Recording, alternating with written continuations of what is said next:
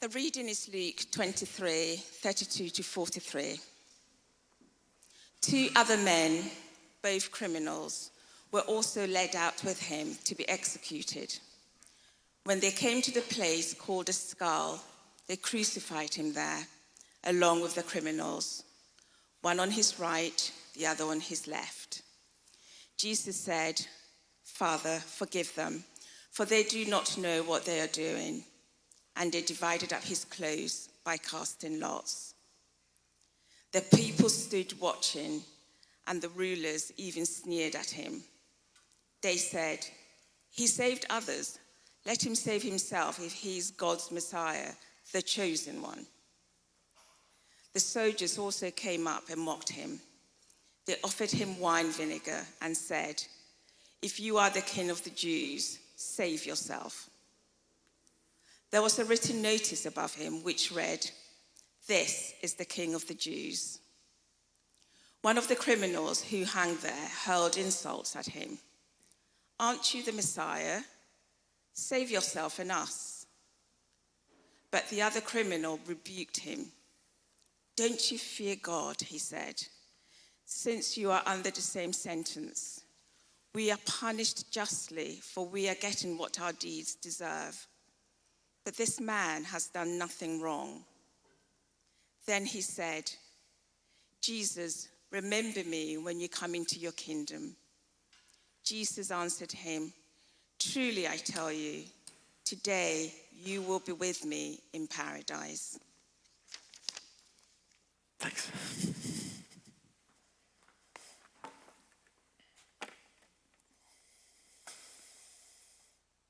I remember it as if it was yesterday. I was sitting in a church very similar to this. There was a preacher in a pulpit very similar to that. And I was 16 years old and I was pretending not to listen. But the truth is, I couldn't not listen. The preacher announced to the room, he said, "I'm going to ask you a question, and how you answer this question will be the biggest and most important decision you make in your life." He continued, "The question is this: what do you make of Jesus? What do you make of Jesus?" And that's the question I want us to briefly consider now, because that's the question Luke, the author of the passage we had read to us, confronts us with in our reading from the Bible. What do you make of Jesus? Using eyewitness testimonies, Luke has been telling us through this book that Jesus has been doing incredible things, healing the sick, even bringing people back from the dead. And now he's being led to his execution. And we're told in verse 32, 2 criminals are going to be killed alongside Jesus. The first one starts hurling insults at Jesus, taunting him. Now, this is really extraordinary. This man is mocking Jesus whilst he himself is being crucified.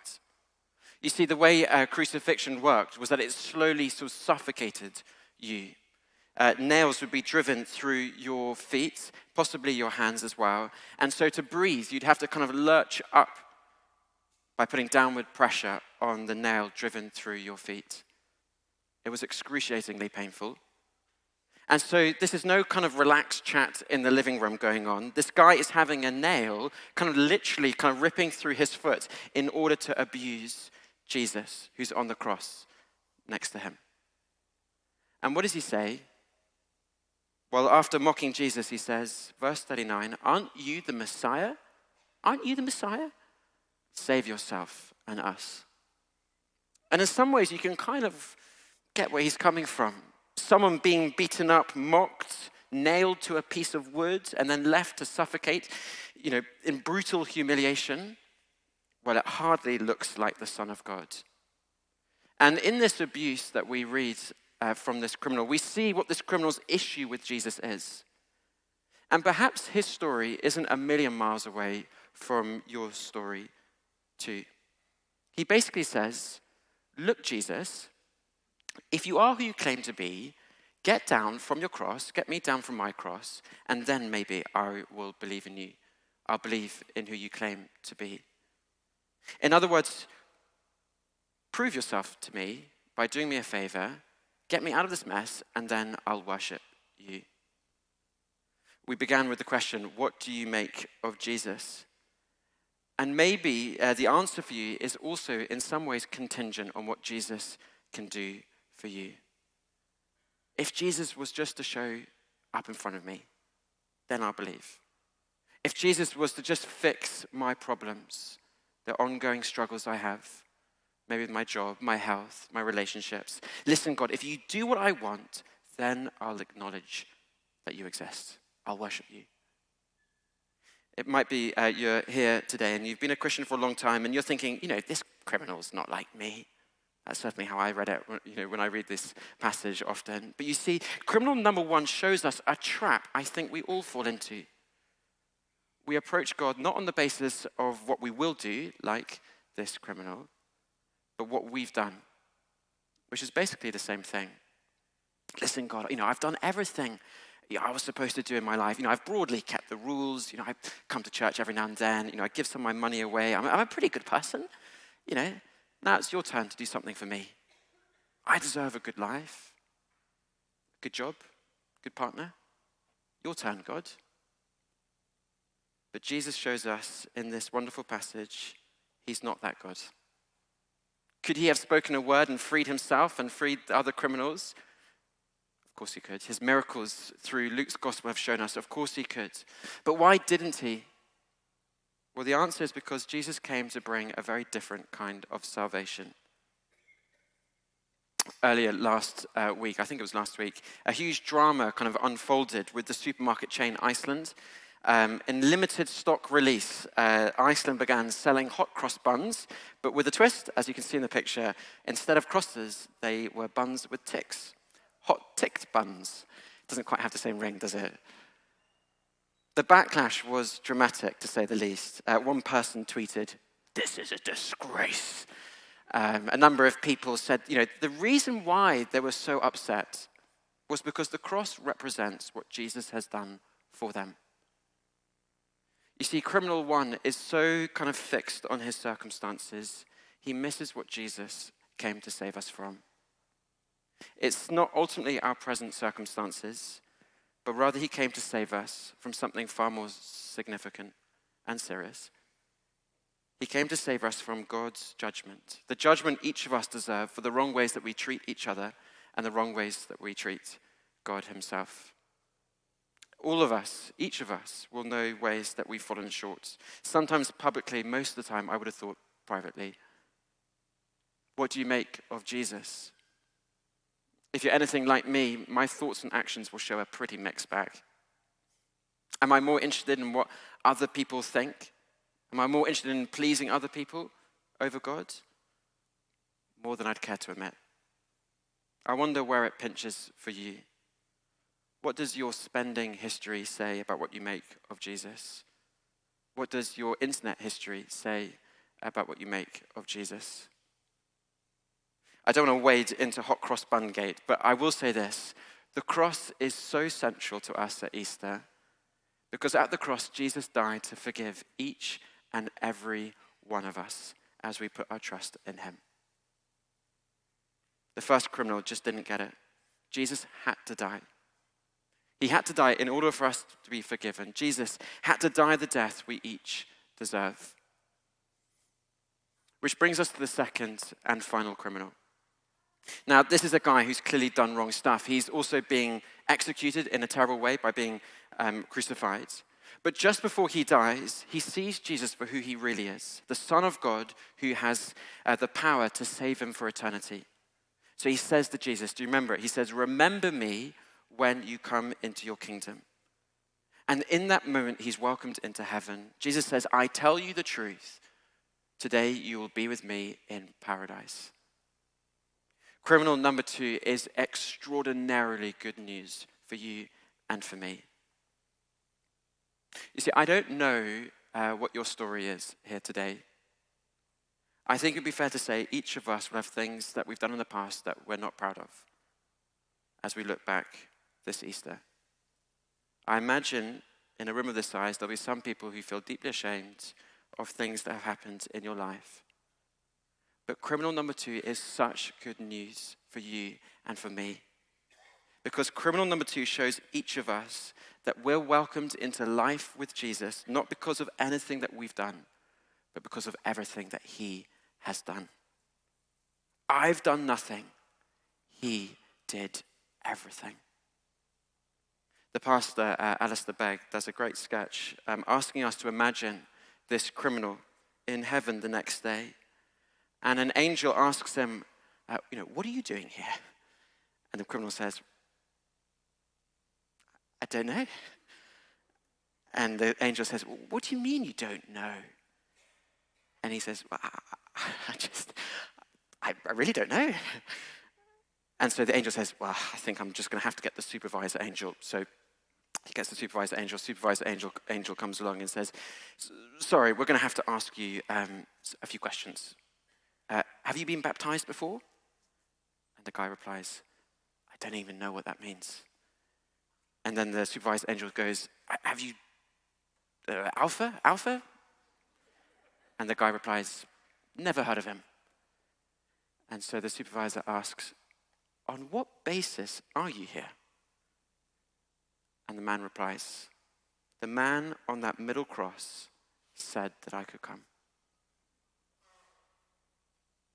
So let me finish with this question. This Easter, what do you make of Jesus? The second reading comes from Luke 23, verses 44 to 46. It was now about noon, and darkness came over the whole land until 3 p.m. For the sun stopped shining, and the curtain of the temple was torn in two. Jesus called out with a loud voice, Father, into your hands I commit my spirit. When he had said this, he breathed his last.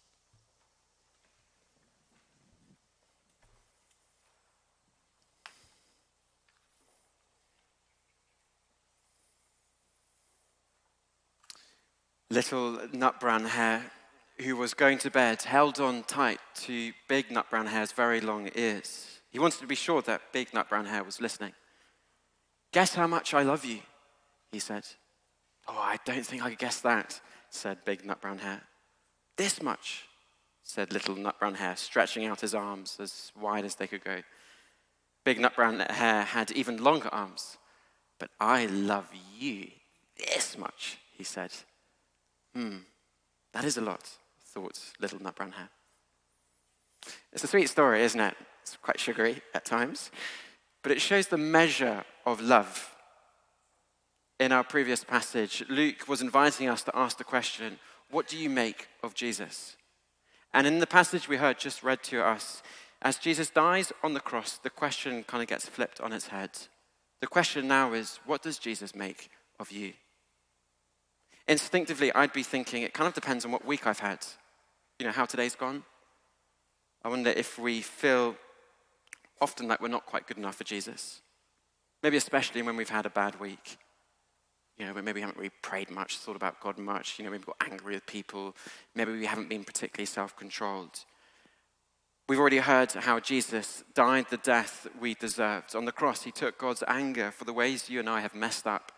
And so maybe we're left wondering, if Jesus died to get rid of my mess, well, maybe now God will love me. A bit like Cinderella. Now that Jesus has kind of transformed me, wiped me clean, now he might love me. But the truth is, the gospel of Jesus Christ is no Cinderella story. It's even better. You see, unlike the prince in Cinderella, this prince, Jesus, loves us even before we're wiped clean of our sin and mess. This prince, Jesus, loves and so he saves. The Bible never says that he saves and so he loves. If you want proof, just look to the cross. Just like big nut brown hare holding out his arms, Jesus at his death shows how much he loves you. The pastor, Tabiti Anya Bile, writes this, he says, when we think of Christ dying on the cross, we're shown the lengths to which God's love goes in order to win us back to himself. We cannot measure such love by any other standard. He is saying to us, I love you this much. So what does Jesus make of you? He loves you.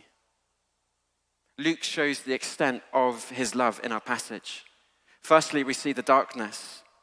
We're told in verse 44 that from noon until 3 there was darkness.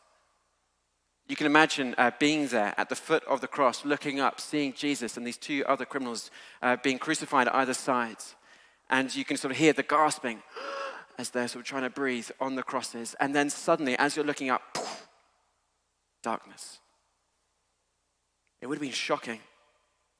The artist Gustave Doré captures the moment in his famous etching. You might not be able to see, but at the bottom of the etching, there are sort of people who are kind of just overcome with fear. Because you see, the darkness in the Bible stands to represent various things, other than obviously just nighttime. It represents evil. Proverbs 2:13 says, evil men walk in dark ways. It represents anti-God forces. God's spiritual enemies, even Satan himself, is described as the powers of this dark world. Finally, darkness represents God's judgment. Back in the Old Testament, the penultimate plague God sent on Egypt was total darkness. Human evil, spiritual rebellion, God's judgment. It's no wonder the people in that etching are kind of cowering in the darkness. Who wouldn't, right? The wrong, the evil, the rebellion is being judged by God in this one moment in human history. It's so intense, so dark, so concentrated, as God's anger is poured out on this one person, willingly pinned to a piece of wood on a cross. It was my sin and yours that plunged Jesus, God's own Son, into deep spiritual darkness. Hanging there, suspended between heaven and earth, abandoned by his friends, destroyed by his enemies, and punished by his Father. Why? Why? Because of the extent of his love for you and for me. I've heard it being explained a bit like this. Imagine this hand is you and me, and the ceiling is God's.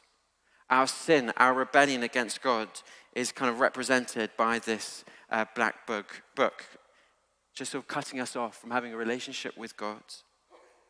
But on the cross, as darkness fell, Jesus took the sin of those who put their trust in him. We're totally forgiven, totally wiped clean. So what does Jesus make of you? He loves you this much. Which is why we get that strange moment in the temple. Do you remember in the reading? Luke tells us in verse 45, the curtain of the temple was kind of torn in two.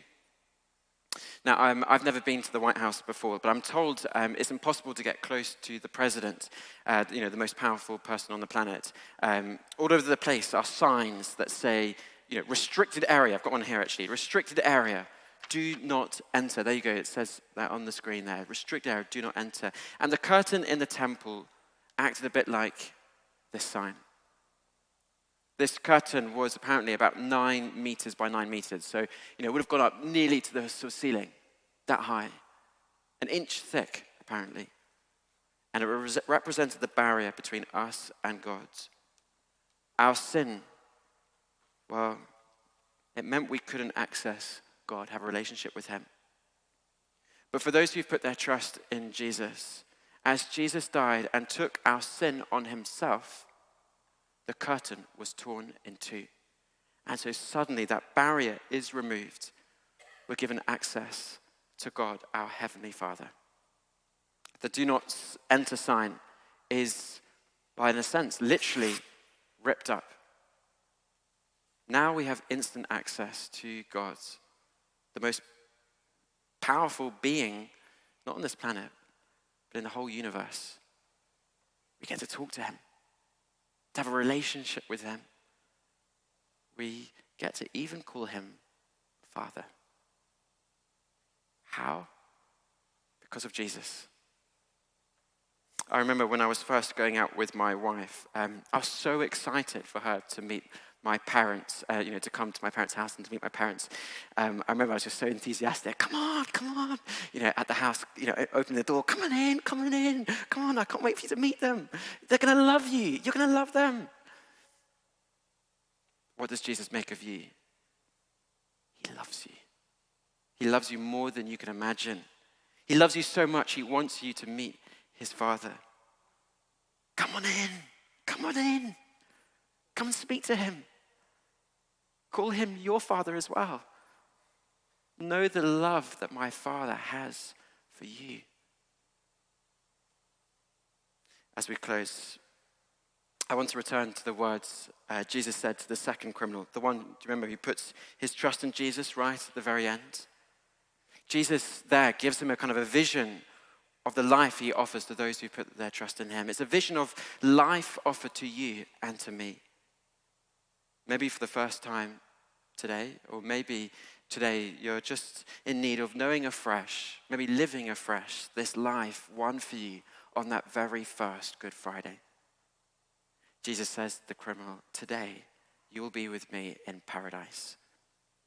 What makes this new life paradise? Jesus says, by being with me. Today you will be with me in paradise. No one loves you more passionately. No one loves you more unconditionally.